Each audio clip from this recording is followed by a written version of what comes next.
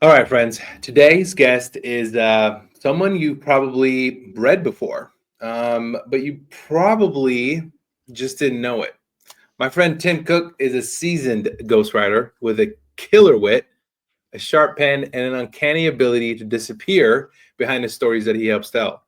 He's been the secret weapon behind best-selling books, high-profile thought leaders, and probably one or two who definitely don't write like that on LinkedIn. Beyond the ghosting, Tim's got real insights in what it takes to turn ideas into words.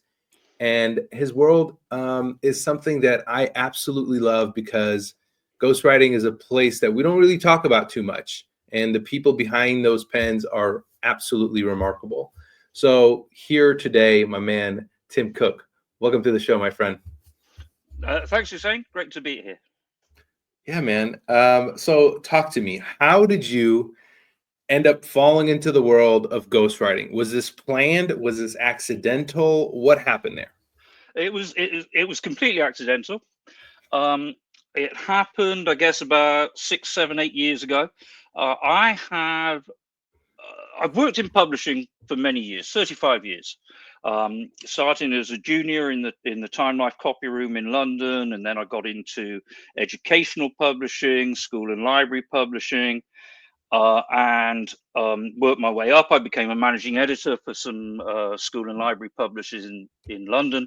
And we were commissioning lots of books, lots of small books, um, lots of encyclopedia articles. And I sometimes found if I couldn't find an expert, it was quickest to write it. It was quicker to write it myself. So I started generating text, and then I carried on generating text. And in addition to being an editor during the day, I freelanced at night, writing books very, very quickly, as if I knew what I was talking about on every subject under the sun. Some of which I did know what I was talking about, and some of which I'd literally never heard them before I photocopied the old days. I photocopied articles from the Encyclopedia Britannica and carried them home to write these articles overnight. And I think I've told the story on LinkedIn before about writing an article on the Russian emancipation of the serfs when they let all the servants go in the 1880s, I want to say, or 1890s, and showed it to my boss, who called me in and said, "What idiot wrote this?" Because they know nothing about the emancipation of the serfs. And I said, "I forget who wrote it, but tell me how to put it right, and I'll put it right." So I came out of it looking like the hero for putting it right. Anyway, There you go. fast forward, I wrote an awful lot for a lot of years. And then I started working for some art book companies and other publishers. And so, and authors would often submit books, and I'd assess them, and I'd say, I think we're missing a chapter here. We need a section about this, or we need a section about that. And a lot of these authors, they've given the manuscript in a few months before they've moved on to their next project, so they don't want to know. So they don't have time to go back. So they say, right, well, you write the chapter, and I'll sign it off. So I started writing fillers, really, to block holes in other people's books, and learned how to do it in their voice. And after I'd done that for a while, somebody finally said to me, "Listen, I've been commissioned to write this book. I don't want to write it. I want some of the money, but I'll give you some of the money if you go away and write it for me." And I did that. And then soon after that, I was playing online one night, and I came up with Scribe Media, which, of course, big ghostwriting. I think then the biggest ghostwriting agency in the world, possibly. And I got in touch with them, and I was one of the last non-Americans, I think, to get taken on by Scribe. Before they changed their rules. I don't know whether it was because of taxation or something, but by then they gave me a couple of tests. I wrote a couple of books for them, and then they got in touch and said, "Well, you're actually quite good at this. Would you like to be an elite scribe?" So I became an elite scribe, and traveled quite a lot to help people write their books. Including, I did some work on Javon's second book, which was quite interesting because all the time I was working on it, I was thinking, this guy sounds absolutely incredible. And then, of course, later on, we found out that possibly he wasn't quite as incredible as we thought. So Yeah. Scribe disappeared, and I set up on my own. I started my own ghostwriting company. I don't know what you'd call me, a solopreneur, a timpreneur, or I would just call myself a freelance, I guess. But I started Cooke the book, and I've been lucky enough to carry on ghostwriting ever since. It's fantastic, man. It's so interesting to hear that, you know, you just kept trucking along. Like you didn't, it sounds like, you know, this is years in the making, right? But it sounds like you kept trucking along, but like finding where you really fit is an like you started sort of adapting to the problems at hand. Hey, you know, I need this chapter filled. Well, I could do that. You know, hey, I don't really want to write this book, but maybe you could do it for me. And then it trickled into, you know what, I could do this full time. This, I'm good at this. And not only are you good at this, but like you gave yourself like the receipts, if you will, the confidence, the time in the industry. I think that's a very big thing. And I think a lot of people today, you know, I've talked to like really young ghostwriters, and it just, for some, not all, right? It's just like they don't have enough experience, but they want to charge like elite levels. And it's like, man, you're not quite there yet as far as like experience and understanding voice. So this is something I want to talk to you about. One, what do most people that you encounter, or maybe that reach out to you, or just in general, what do they mostly get wrong about what a ghostwriter actually does? Well, there are a few things that I find people get wrong. And they're either associated with giving ghostwriters too much credit or not enough credit. Not enough credit is they think we literally just write down what they say. And we give it back to them and they say, well, that's what I said. And you say, well, it's not actually. I could send you the transcript and you'll see it's actually very different from what you said. It means the same things as what you said, and it's using most of the same words, but it actually reads very differently from what you said to me. So that's one thing that people don't get, the difference between, you can't just take a recording of someone, transcribe it and put it in a book, because it reads like somebody chatting. Written language, even conversational written language, is far more formal and structured than an actual conversation, because you can see it all on the page all at the same time. Whereas in a conversation, obviously, the words I've just said are left behind, and we're going on to the next one. It's very, very linear. So that's one. The ones who give us too much credit, I think, are the ones who expect us to take their thoughts and turn them into a bestseller.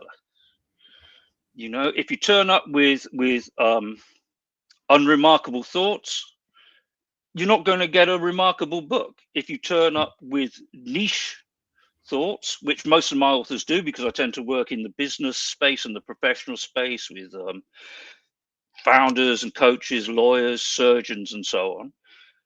You know, these books aren't going to get on bestseller lists. If you're writing a book about how a patient can recover well from surgery or so on, it's simply not realistic to come and say, I want to write the next Harry Potter.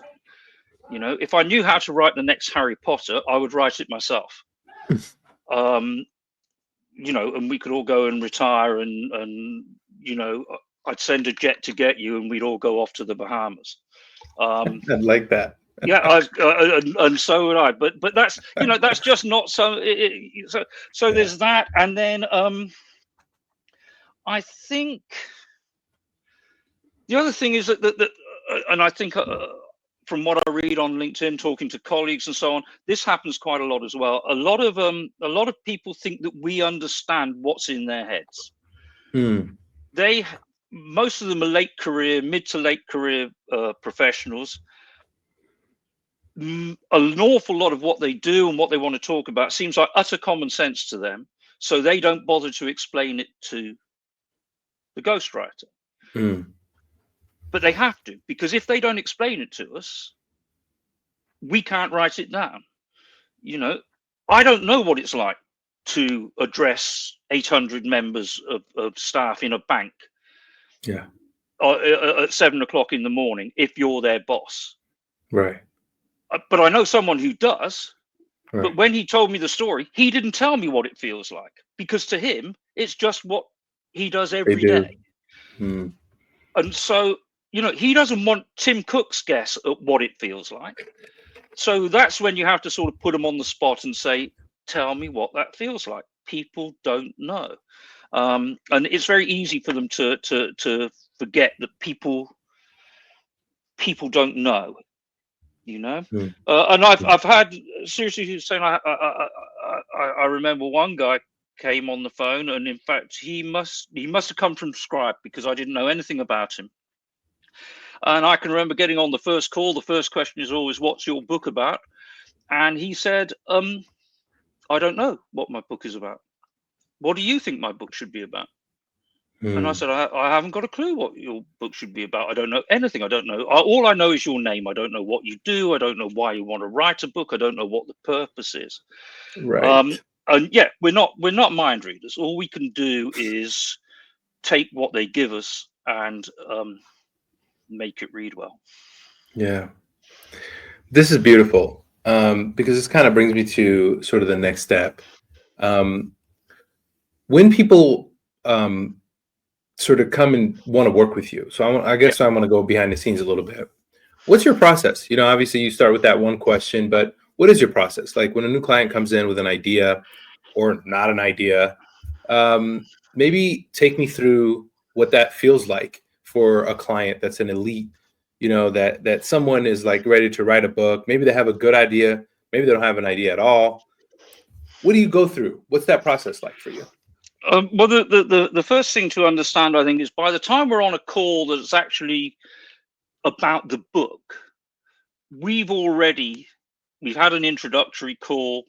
We've talked about the process that I use. We talked about the fees. I'm at the middle to high end of the market, so the fees are not for everybody.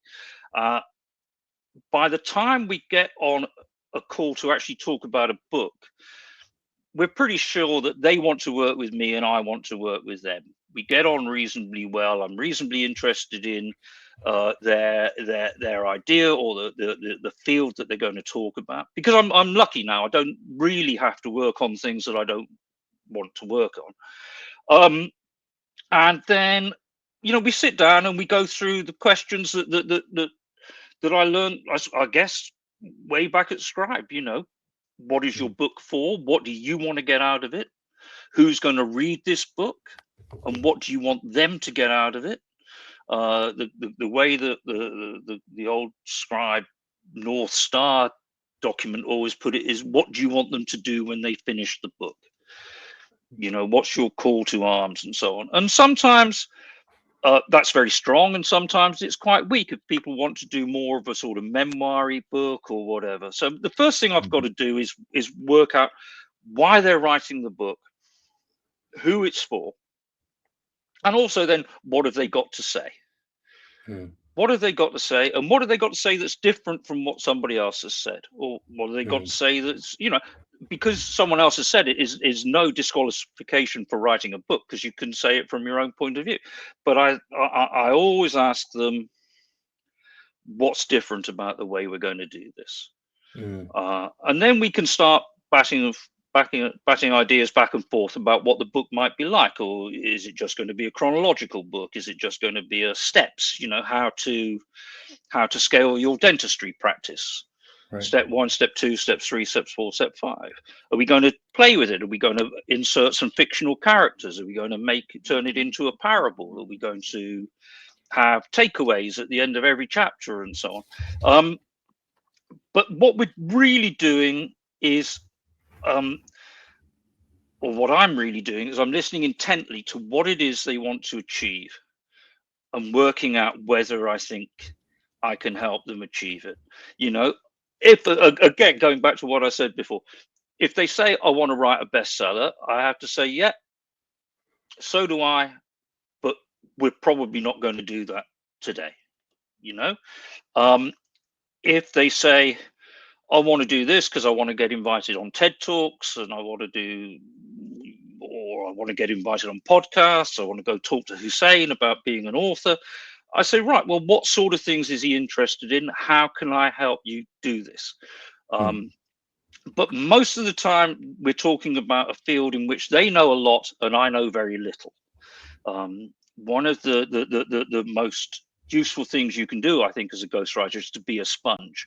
And to be a sponge, you come at it from a reasonably neutral point of view. So I have to be guided by their knowledge of their industry and stuff. I can say things to them, well, yeah, I can say, yes, this book about forming habits, someone's already written that book. And your book may be okay, but it's not going to be Atomic Habits. So let's work out a different way to do it and so on. But I have to understand what they're trying to achieve, and they have to know the limits of what I can do to help them. Right. It's very beautiful. It's a bold line, right? Because I feel like, your work is an investment. They may not see it that way. I see it that way for sure. How do you, obviously you work with all kinds of personalities, but for you, and I'm not trying to sort of disrespect anyone that you've worked with in the past or in the future, but what makes someone great to work with? And what gives you like a big red flag that you've learned to run away from, for you in your experience? Yeah, the interesting thing about those things is saying is it's very rarely to do with their book. Yeah. Occasionally we start writing a book and I think, gosh, this is absolutely terrible. These thoughts aren't well thought out and so on. And it's not a comfortable position to be in, but I can help with that. I can draw them out. I can find enough normally to make a decent book out of it. So what makes a great collaboration for me is more to do with the person. And there are a number of my clients now that I've become, I would have said, friends with, that I would go for a drink with or have a meal with and so on. Because a lot of my method, method, I use that in inverted commas because it's not really advanced enough to call a method. I tend to let people just rabbit on in the same way that you're letting me rabbit on. Even if we go into a call with a script, I just let them talk, because they talk, I talk back. I'm quite opinionated. I'm not slow to butt in and tell other people what I think of what they're saying and so on. But the more they talk and I talk back, the more it's a conversation and the more you form a relationship. And I think that's the key to it all. You've got to get on.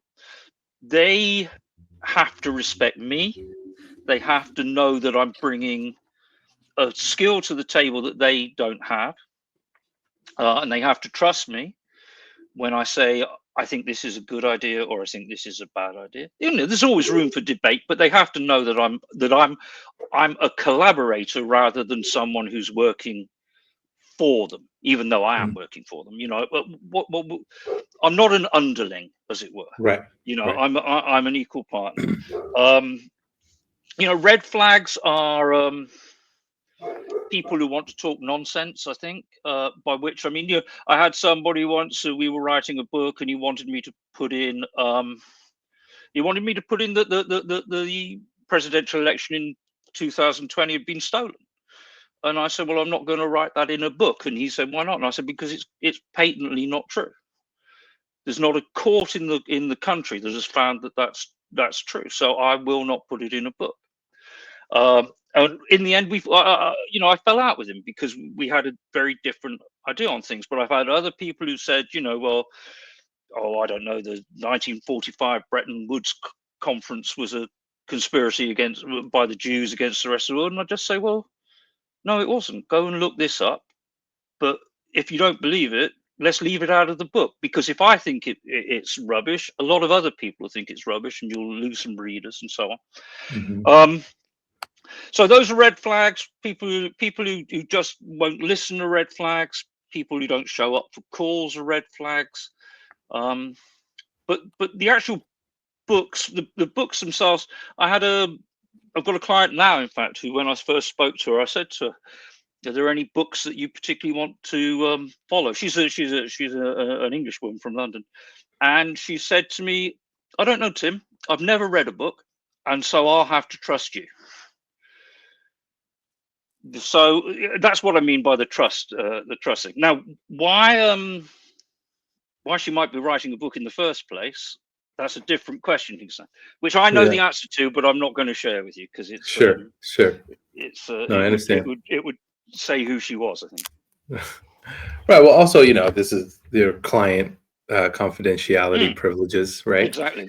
So let's talk about that actually for a minute. Obviously there's a line between client confidentiality, what you can share, what you don't share. There are some clients who I'm sure are like, Tim Cooke, help me write my book, right? And then there are some that are like, you can't say a peep ever again in your life that you wrote my book. What is that spectrum, and how do you manage that? Are you okay with that? I mean, obviously you have to be, you're a ghostwriter, but where are you in that spectrum? It's the job.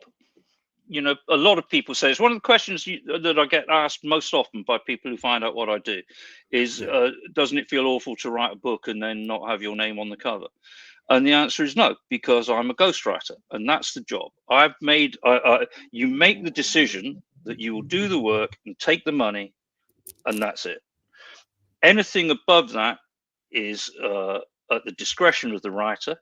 If I get an acknowledgement, I'm very, very grateful. If I don't get an acknowledgement in the book, I tend to say to people, would you give me a testimonial for my website or for my profile on LinkedIn to use in a professional way? But there are also people who won't do that, which is fine, because some of them are thought leaders in their field, and the last thing they need is for anyone else to suspect that they're not writing their own books. And I can honestly say I've never felt disappointed when somebody doesn't credit me. I've always felt grateful when somebody does credit me. Yeah, it's beautiful. Okay, so the ghostwriting industry has changed a lot lately. Clients, platforms, AI. What's your take on where it's all headed? My take on where it's all headed is I'm quite old now, and by the time most of this plays out, I'll be long. You'll be long gone. The industry. I'll be on that island in the Bahamas. There we go. Hopefully, I'll be there with you. I may not have been able to afford to send a plane for you because I'll probably have to swim there myself. That's fine. I'll get there. I'll get there myself, but I'll meet you. Where's it going to go? I don't know. I've got one client. I wrote a book for him a few years ago. It was very successful. He's written a number of books, and this was by far his most successful book, and he's leveraged it into an awful lot of business. And we were talking about writing another book together because of the multiple ghostwriters he's written with. He said that he thought I was the best, so that was very nice of him. I mean, clearly you are the best. I think it might just be because I was the latest, you say, but anyway, or might be just because I was the one he was talking to. But we decided that we'd work on another book together, and around Christmas, in fact, it might have even been Christmas Day, I got a message from him, and the offer he made me for a fee was well, it didn't make Christmas morning any better. It was absolutely derisory, I thought. And we had some back and forth, and no one loses their temper or anything, and I'm still in touch with him. But he said, AI has changed. You cannot get the prices that you ask because everybody's going to write their books on AI, and I've decided I'm going to write this book on AI with my staff. And I said, great.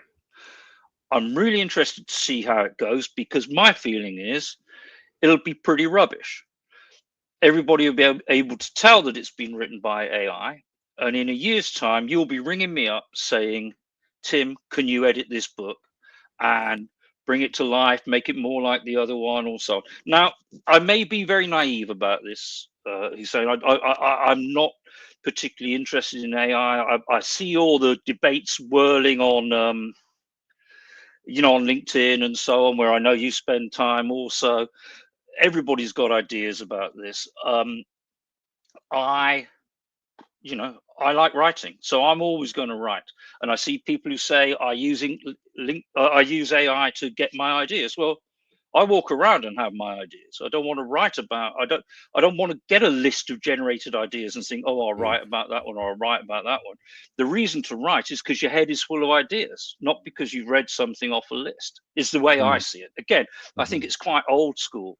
I know people use it to help them plan. I know people use it to help them plot if they're doing not fiction. I know people use it to help them do revisions and so on. I say good luck to them, but I've got a feeling that it's I've got a feeling that it may even have peaked in my business, in the ghostwriting business, because I think more and more people now are going back to a more sort of, as it were, artisan approach, where they want people involved. They don't want machines involved. In the same way that we've gone from CDs back to vinyl. You know, this is happening. I'm working with some people in California who work a lot around founders and startups and so on, and they're tired of seeing AI pitch decks.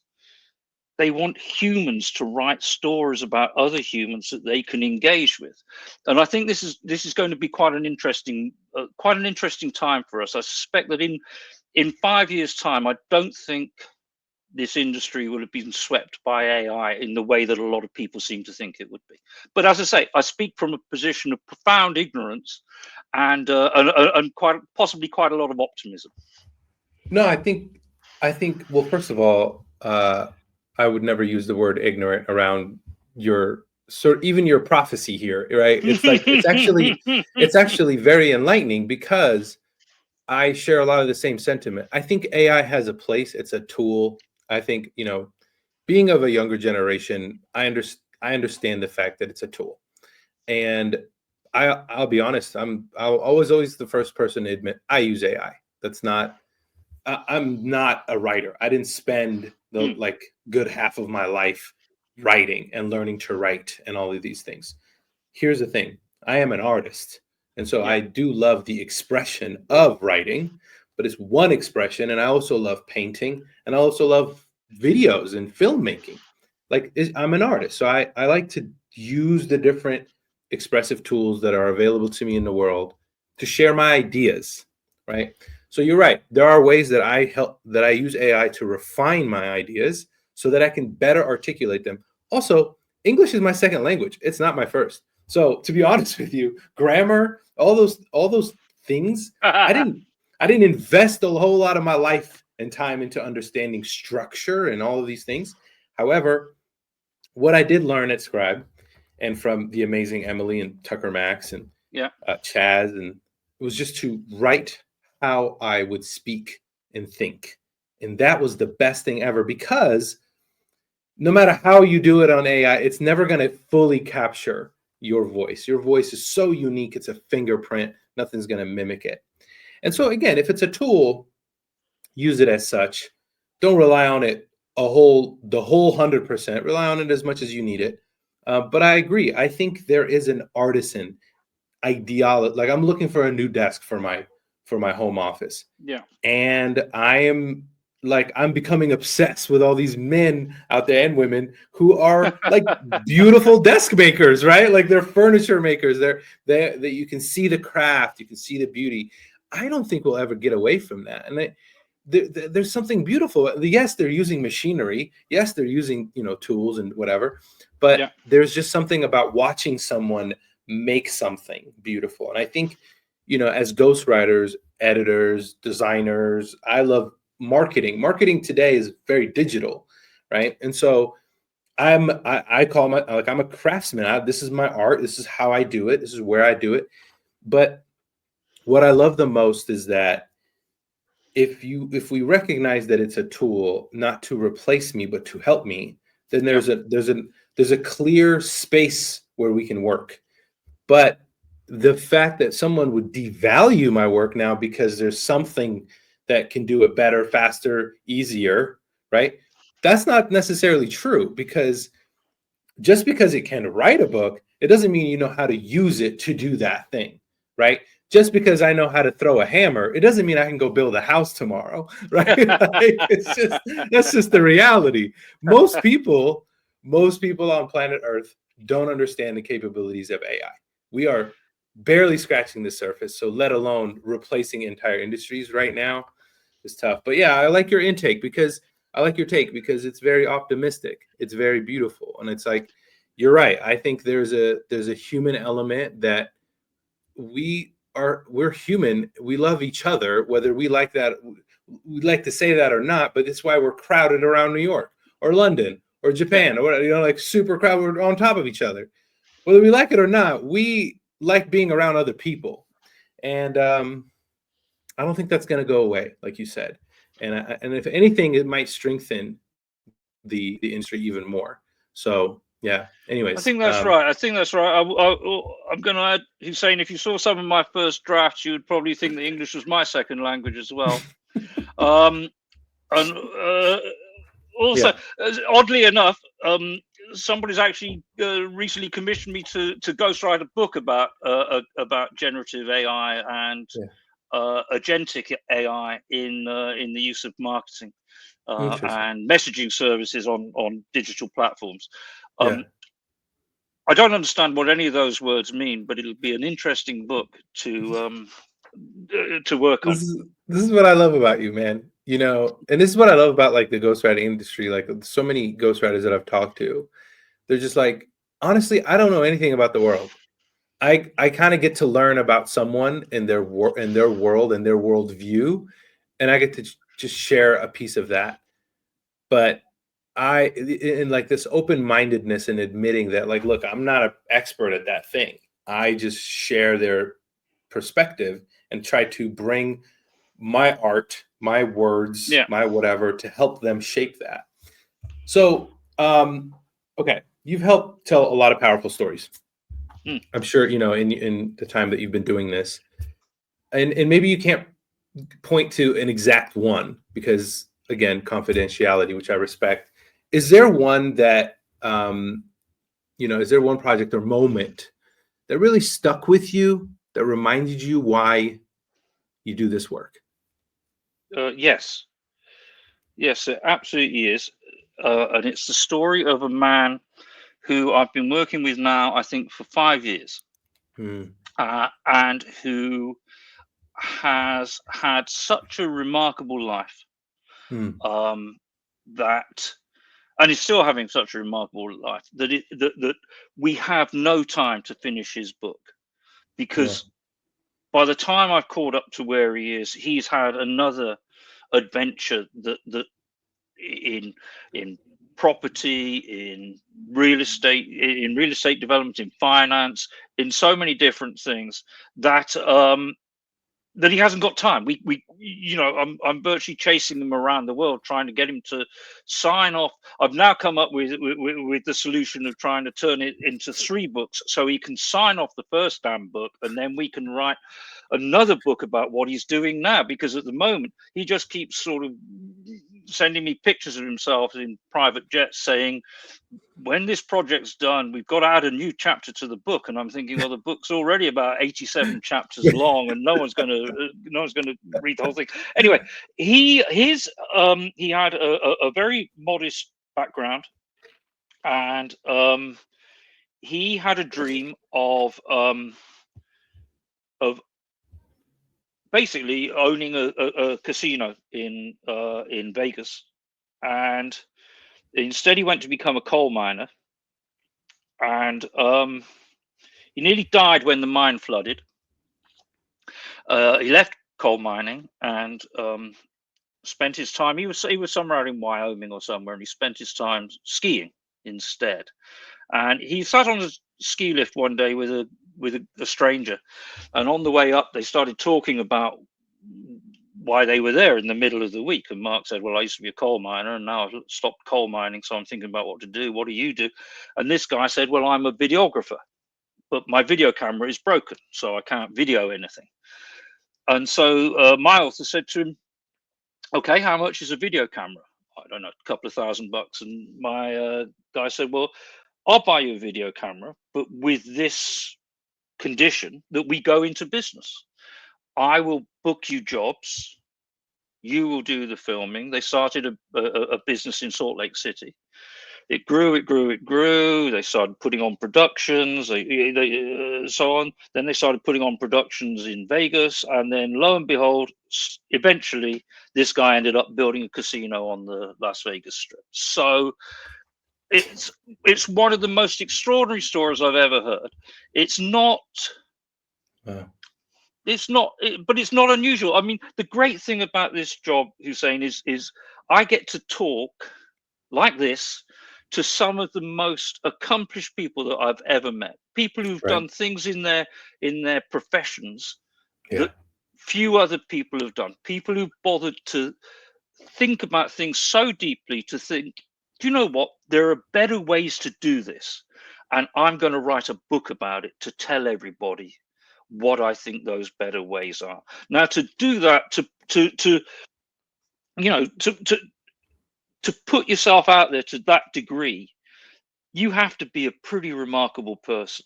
I don't think I've met anybody that I've worked with who I would say was anything less than special. I mean, that story was amazing just because it's such because it sounds like a tall story, but it's not a tall story. It's true.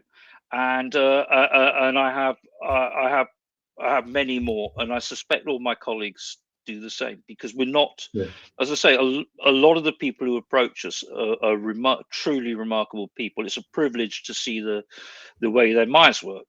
There are a very few number where you're not convinced their mind's working that well at all, but they're the ones I don't end up working with. Right. Yeah, you're right. There are the people who come to writing a book, whether they've had a remarkable story or a project or a family or a situation, whatever it may be, there's something unique about them. And it is a privilege to get to work with who see the world as an adventure of some kind, as a thing they need to overcome or whatever it may be. There's something about somebody all the time that I love. That this is why I actually fell in love with this work so much, was that when I went and wrote my story, my book, I realized everyone sitting around, at Scribe, everyone sitting around had such amazing, special stories too. And that really moved me. And when I ended up selling my old business and I was trying to figure out what to do, and then I got recruited by Emily, I was like, I could see myself doing this. I'm not a writer though. I'm not a ghostwriter, but I do have ideas about how you can market yourself. I do have ideas about how you can do this or that. And I figured, why not bring all that knowledge to an author? And that for me was utterly life-changing, because I wanted to do what you do in a way that, like, I wanted to sit across from these people, get to know them, learn from them. See the world from their perspective, whether they're climbing Mount Kilimanjaro or Everest or whatever. And he's just like, what happened when you felt this? And they tell you in the story, and they just go into this sort of euphoric place. And it's just so beautiful to receive that energy. Obviously, you get the privilege of helping them write those stories, which is beautiful. I get the privilege of helping them share those stories in some way or format on the digital space. But I think it's magnificent. I think you're right. I think there are very unique individuals out into the world that are really, they look at life a little bit differently than even I would. And they explore it. They really take it apart. They do things with it. And it is really cool. I think that is one of the most special things about the book industry, if you will, the publishing industry. It is filled with amazing people. You're right. So with that, for someone listening who's thinking about hiring a ghostwriter, but isn't sure, maybe they're not ready or worthy of a book. I'm sure you get that a lot too. What would you say to them? You probably are ready. You're certainly worthy. If you talk to somebody like me, or as I say, so many of our colleagues who I know, you can find them all on LinkedIn or wherever. Find them on Rising Authors. We will tell you if we think you're not ready. We'll tell you if we don't think you've got enough to make a story. We'll never tell you you're not worthy, because everybody has a story. Some are remarkable for different reasons. Some are remarkable because they're quiet and they are stories of dedication or family care or overcoming adversity.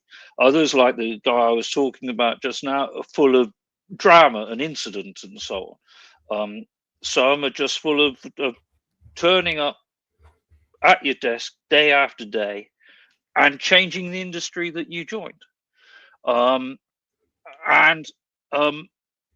If you're looking for a ghostwriter, and a ghostwriter looks down on anything that you've done, then you shouldn't work with them.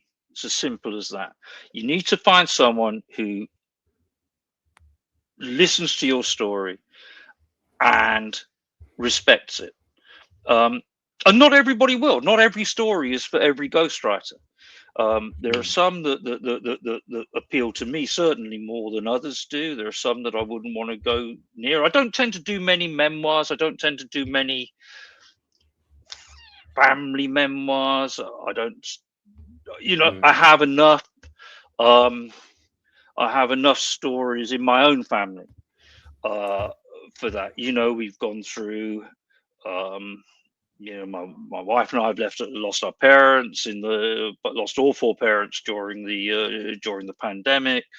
We're coping with older generations, we're coping with younger generations. So I'm not particularly interested in family memoir, as it were. But I'm interested in what you might call business memoir, as the story of how somebody's life has shaped what they do in their business or their approach to business and so on. So that's something that I would do. I wouldn't sneer at you if you talk to me about a family memoir, but I probably wouldn't write it. But that doesn't mean that I don't think it's not worth telling the story. There are just there are ghostwriters who can tell it far better than me, because that's their USP. You can promote books. I can't promote books. Right. My involvement finishes with the manuscript. Right. I've worked.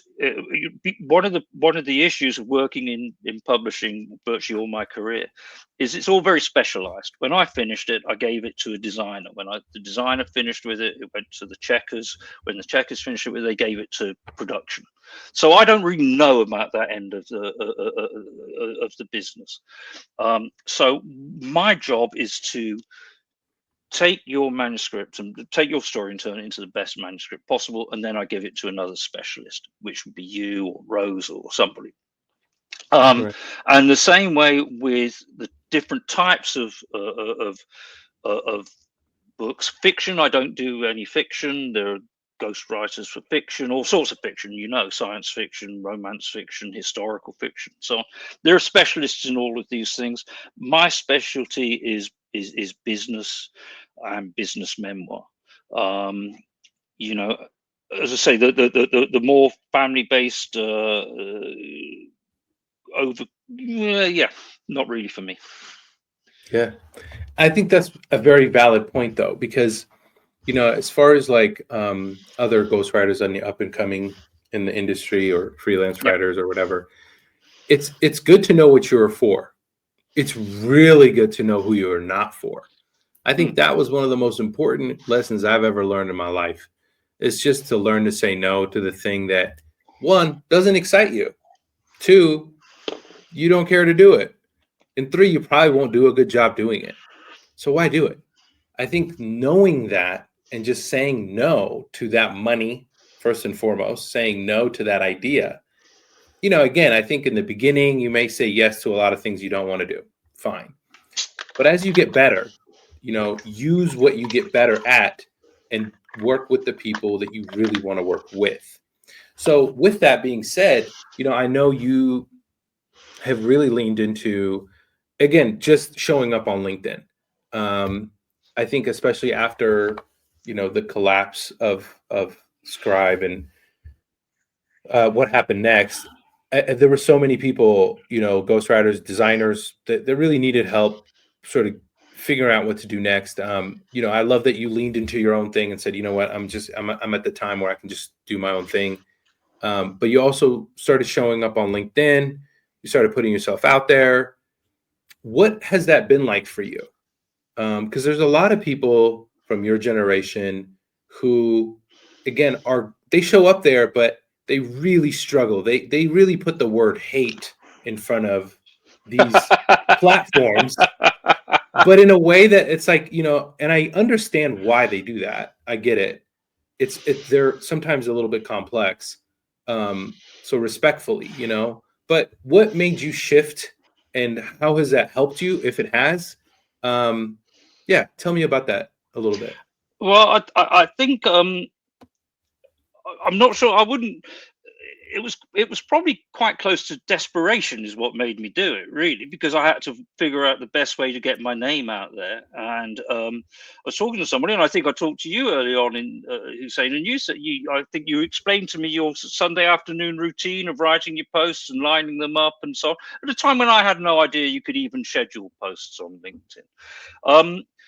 I, as you correctly identify, as a member of the older generation on the LinkedIn. I don't mean that. I mean that with love. God damn it. Okay, I mean that with love. I take it with Okay. love. As one of the LinkedIn grey hairs or silverbacks. Yeah. Well, I'm 40, so I can't talk too much. I find it. I have to tell you, I find it absolutely ghastly. I find it. A little part of me dies every time I do it, and I have tried so hard. Good. I've tried so hard to find one of our son's friends who will do it for me. I'll tell you what I think the problem is. The problem is, number one, I don't understand. Like everybody else, I don't understand the algorithm and stuff. The people who have most success seem to be the people who write about how you have success on LinkedIn, but. Right. You know, they just write saying, you know, I'm in the top 1% on what's it called? Is it called favicon? I'm on the top 1% of favicon, and I write paragraphs with 3 sentences and lots of bullet points and so on. And I don't understand that. So I thought I only really know about a few things. I know about what it's like to work in publishing, what it used to be like to work in publishing, what it's like to make loads and loads of books, and what it's like to ghostwrite for people. And so I thought I'll write about those things. Now, what that means an awful lot of the time, and I'm sure everybody in the industry gets this, is that a lot of my posts are read by other ghostwriters. And that's great, especially if they're young ghostwriters, if they don't have as much experience as some of us and so on. I hope it can be helpful. You know, frankly, they're never going to hire me to write a book. And one of the reasons I'm on there is to generate business. But I'm lucky because, you know, every couple of months, it's happened, in fact, today. I get a direct message, someone who's read something and they're interested in working and so on. And my business model doesn't need me to do many books a year. I only need to do 6 or so books. So I don't need to contact many people, or many people to contact me. So that means then that I'm perfectly happy just bashing out my stuff about, you know, this once happened to me, and you know, this is a book that I got wrong, and here's another book I got wrong, and let me tell you the story about a book I got wrong. And you know, let me tell you the story about somebody who said to me, "You're not an author at all, are you?" or whatever. You know, these things, and a few people have said that they find them helpful, and I've been absolutely astonished every time that happens. Every time I get complimented on it, that makes me think, right, I'm going to go and do it again. But I think this week I had a post that got, I think, 3 impressions. I've got no idea why that would be, when another time you get 20,000 impressions. To me, there's no difference, and I'm not about to start making tables to try and figure out why one is done better than the other. I'll write a few at the weekend. I'll put them online. They go or they don't go. Sometimes I'm there. I remember one time a ghostwriter said to me, "Oh, something like, where are you?" We were on a text exchange or something, and I said, "I'm going to an author meeting," and they were like, "Well, but your post has just gone up. What about the golden hour?" Well, the golden hour, I post at 1 o'clock UK time. It's when I have lunch. I'm sitting with my wife having lunch. If I use my phone at the table, she's going to shout at me. So I'm not online for the golden line. I'll comment later on, but that's a meal time. So I'm not going to work then. So no, I find the whole thing, predictably, stereotypically, for an old person, I find it pretty hideous. But it's been very good to me. Yeah, there are, of course, like everything else in the world, pros and cons. And I think, despite the cons, you show up, you write, you share.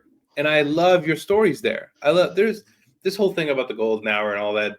That's all manufactured. You know what I mean? It's all manufactured. It's all, in a way, it's meant to keep us all in this thing, in this window. And look, at the end of the day, this is why I love the schedule button, because it's like, look, I can be here to share my work, share my business, whatever, but also I can turn it off, put it away, and focus on my work, or focus at the time that I'm on, which is being with my wife, being with my family, whatever it may be. That's more important. That's the golden hour, right? This is just a tool. See, I think there's a big distinction here with everything we're doing, right? There are tools and there's who we are, right? We just can't intermix them too much to where we can't say that now I'm now obliged to this tool. That's ridiculous. This tool is to serve me. I don't serve the tool, whatever it may be. So I really love and respect the fact that you show up there, and you show up with love, and you share and you tell stories. And I love reading your stuff. So, and again, that is like, I get to see a friend. In a way, I get to read a little bit of my friend. I get to see them. It's like seeing them at the coffee shop. It's like seeing, you know what I mean? It's like getting a little bit of that, getting to learn a little something. And I think that's always helpful. Also, it puts you out there, because you never know who's going to read it, and you never know who's going to reach out. And that could be your new best friend who's going to tell you a whole new adventure. Oh, absolutely. These are the famous lurkers, right? The famous lurkers. That's right. The famous lurkers, and they come out of the woodwork now and then. And it's very so nice, funny. but I never know why. And I always write down my vanity metrics every week. But but as I say, I'm not really interested enough to try and figure out why something works or why it doesn't. Every now and then I just think, oh, there's a funny story about when we were, when we used to work in the East End in that publishing house or so on. And then I try and remember it enough to tell it when I get somewhere with a computer. I love that. All right, so I have one more question for you, which is, do you plan on ever writing your story, your business memoir story? Because I think that would be epic. Have you thought about it? No, I've never thought about it, and I'll tell you why. Even though I'm aware of the fact it's going to make me sad. Don't make me too sad now. Okay, I'm not walking away crying. It's not going to make you sad. It makes me sound very mercenary. When I was much younger, I said to you, I was working in educational publishing, and I started freelancing, writing books in the evenings and at weekends and so on. And this is why I've written something like 350 small books, 6,000 words, something like that, 64 pages. I used to have great aspirations to be a creative writer. Always did, all through college, and I wrote my own fiction for at least 2 decades, probably longer. And I ended up writing a novel, and it wasn't bad, and I got an agent interested and so on. But we ran out of steam for some reason. And then what I found happened, saying the area of publishing that I was in was a pretty low rent area. The profit margins are terrible. You make money by being quick at what you do. And so I used to come home from work sometimes, and I'd have a choice. I could sit and spend an hour writing my own fiction, a book that probably no one would ever see, or I could sit and spend a couple of hours writing something for which someone would give me £250. And I chose way back then to take the money. And I had to, because I wanted to live in London. I wanted to have a good life, and I lived off my pen. That's the one thing I can say for myself. I've lived off my pen for 45 years. And, and for that, you need to make sacrifices. And I think now, as I'm getting towards the end of my career, which, by the way, my wife keeps extending. Every time we start talking about retirement, I notice that she's pushed the date out by a year or two. I feel obliged to her and our son to make money while I'm working, and so I don't see any reason to stop doing this as a job. And if I'm doing it for a job, there's certainly no way I'm going to write my own book. Sort of in the evening. I have got a book that I do want to write, but it's not my story, and I will write that. But for the meantime, I mean, why would I give this up? This is the most fantastic job in the world. I meet fantastic people. I get to talk to people like you and just hang out. I get to publish absolute inane nonsense on LinkedIn, as if it's as if it's some sort of super secret and so on. Yeah, and as I say, and every now and then I have to sit down and tap out 50,000 words, and of all of it, the writing part of it comes easiest to me, because I've written millions of words now. I worked it out the other day, something like 7 million words or something as part of my job. And so the actual writing, I enjoy it, but it's not challenging for me. What I always thought was I always assumed that I went into publishing because I didn't like people that much. That I just wanted to sit and work with words and paper and so on in pretty much a silent environment and so on. And it's only since I've started getting involved in ghostwriting that, in fact, I've learned that I can do this. I can have conversations I suppose it's for other people to decide whether it's a semi-articulate way or not. But I love doing this sort of shit. So why would I stop? Oh, that's beautiful. That's great.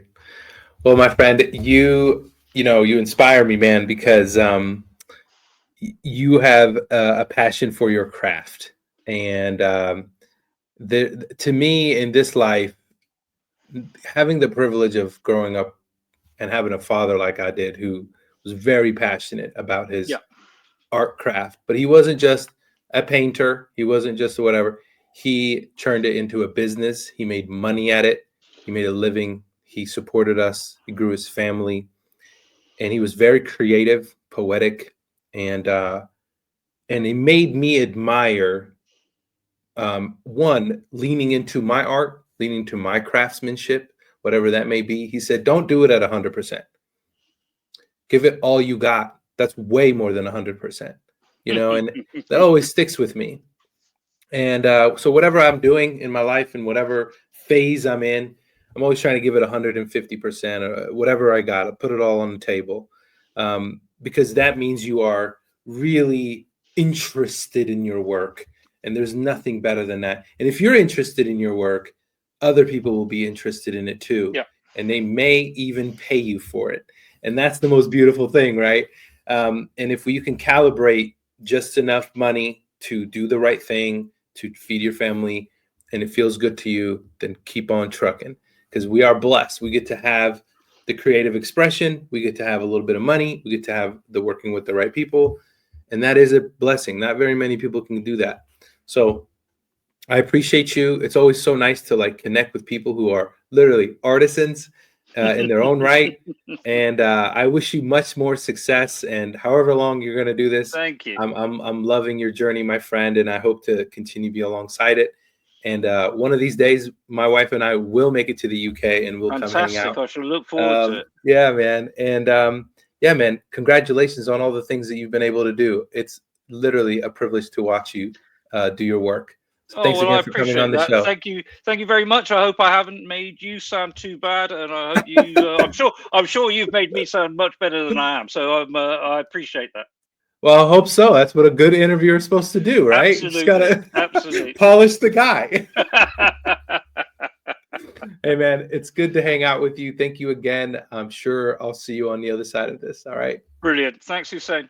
Yes, sir. Bye-bye.